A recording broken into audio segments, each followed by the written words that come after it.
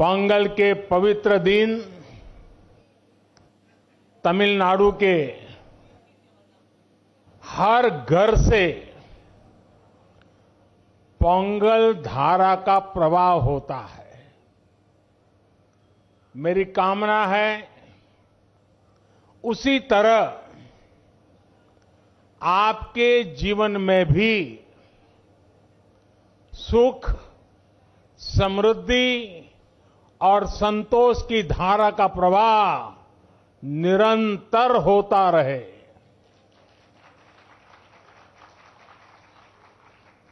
कल ही देश ने लोहड़ी का पर्व धूमधाम से मनाया है। कुछ लोग आज मकर संक्रमण उत्तरायण मना रहे हैं, कुछ लोग शायद कल मनाएंगे। माघ बिहू भी बस आने ही वाला है। मैं इन सभी पर्वों की सभी देशवासियों को बहुत बहुत बधाई देता हूं, शुभकामनाएं देता हूं। साथियों, यहां मुझे मेरे कई परिचित चेहरे नजर आ रहे हैं।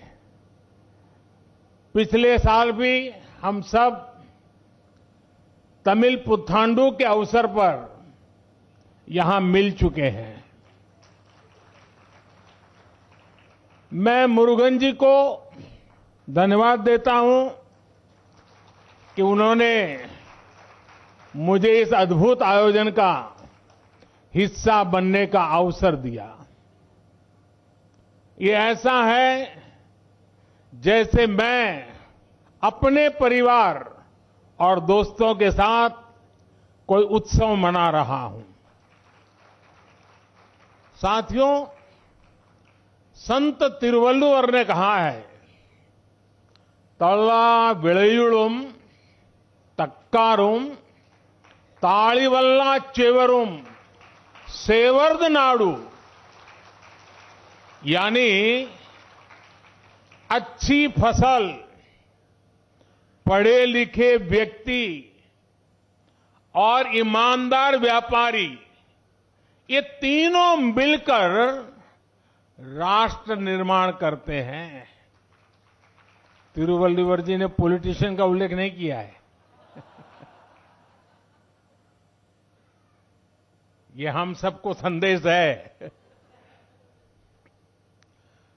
पोंगल पर्व में ताजी फसल को भगवान के चरणों में समर्पित करने की परंपरा है।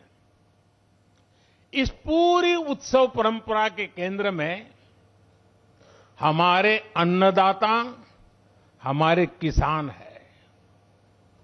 और वैसे भी भारत का हर त्योहार किसी न किसी रूप में गांव से, किसानी से, फसल से जुड़ा हुआ होता है।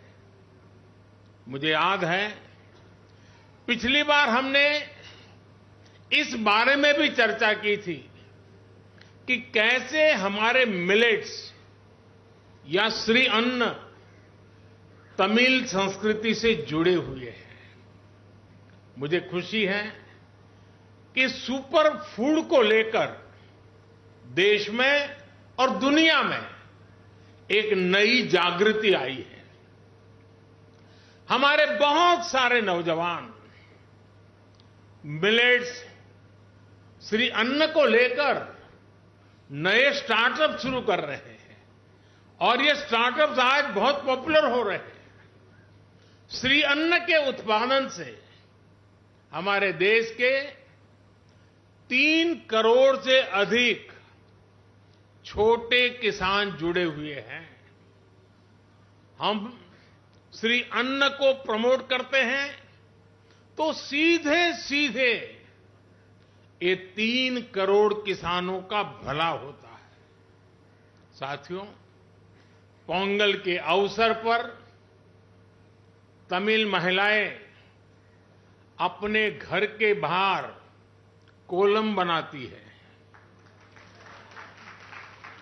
सबसे पहले वो आटे का इस्तेमाल करके जमीन पर कई डॉट्स बनाती है और एक बार जब सारे डॉट्स बन जाते हैं तो हर एक का एक अलग महत्व होता है। ये तस्वीर ही मन लुभाने वाली होती है, लेकिन कोलम का असली रूप तब और वैभवशाली हो जाता है जब ये सभी डॉट्स मिला दिए जाते हैं और बड़ी कलाकृति बनाकर इसमें रंग भरा जाता है। हमारा देश और उसकी विविधता भी कोलम के जैसी है। जब देश का कोना कोना एक दूसरे से भावात्मक रूप से जुड़ता है तो हमारी शक्ति एक अलग रूप दिखाती है।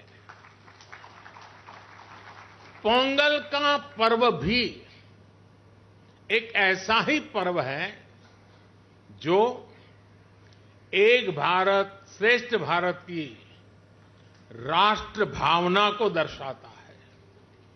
बीते समय में काशी तमिल संगमम और सौराष्ट्र तमिल संगमम